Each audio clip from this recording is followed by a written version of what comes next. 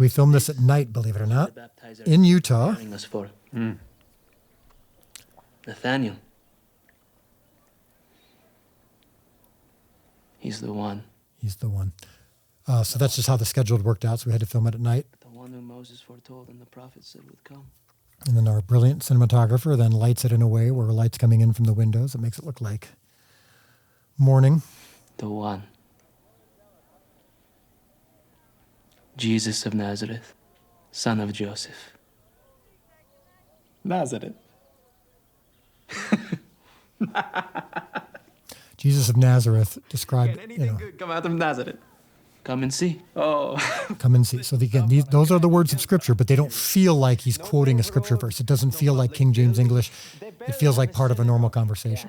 That's the goal. Hey, I'm just telling it like it is. Why can't I do that? Because you're mean. The families, illiterate day laborers and peasants, by the way, sleep under the same roof as their livestock. Listen to me. Honestly, Philip, saying the one is a Nazarene is practically heresy. And it's how they would have thought. The Messiah can't come from Nazareth. He's going to be this great leader. What? And that's... Gonna be late for work? Wow. That's dark. Yeah, I love that joke. Oh, you're going to be late for work? Really? That's how the guys are. Life. You've wanted to serve God. But now it gets serious. And we want that to... And I said that to Yoshi on the day. There needs to be a difference between the beginning of the scene where you're two friends talking to each other, roasting each other a little bit. But now it's serious. Now you look them right in the eye. I know you. You don't mess around. And now we see then Nathaniel responding, okay, I can tell something's different. He's like no rabbi who ever. Now I'm going to listen. No more jokes.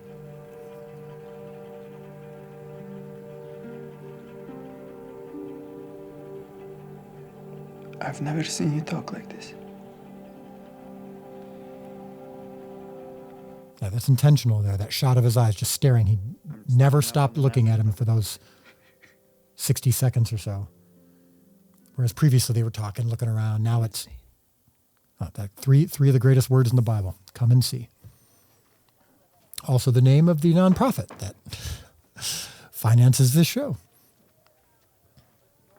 This is one of my favorite scenes in the history of the show. I love the look of this. Akis, our cinematographer, lit it beautifully. It's in Utah, the texture of the walls. This is a good night. Do you know who stands beside you there? This is my friend, Nathaniel. Yes, the truth teller. I'm sorry? Austin gives a great performance. This is Austin's first scene in The Chosen. Began with Jacob. We started with this scene. Can you imagine that? And he has to figure out how to make this work when he hasn't shot the stuff that leads up to it yet. As you are a true Israelite, in whom there is no deceit. Now, you know where that comes from? What did you say about me? So Jacob, who was then changed his name, it was then called Israel. How do you know me? He was a deceiver. I have known you long before Philip called you to come and see. And Jesus is saying, you're a true Israelite in whom there is no deceit. But God calls us what we're not, and he named Jacob Israel. And you were alone. I did not turn my face from you. And then this is the moment from Scripture. I saw you under the fig tree. Now, you can watch our biblical roundtables, Season 2 Bible Roundtable, Season 2, Episode 2 Bible Roundtable, where Rabbi Jason talks a little bit about the fig tree stuff and what that could have meant. Because there's some metaphor there, too. You are the Son of God. And then Nathaniel immediately. Israel. I knew it. Well, that didn't take long. He doesn't mess around. Because I said to you, I saw you under the fig tree. You believe? And this is words from Scripture as well. You are going to see many greater things than that. Like Jacob, you are going to see heaven open and the angels of God ascending and descending. Like Jacob, so the reference to Jacob. That's me, by the way. Yeah. I got that. Good.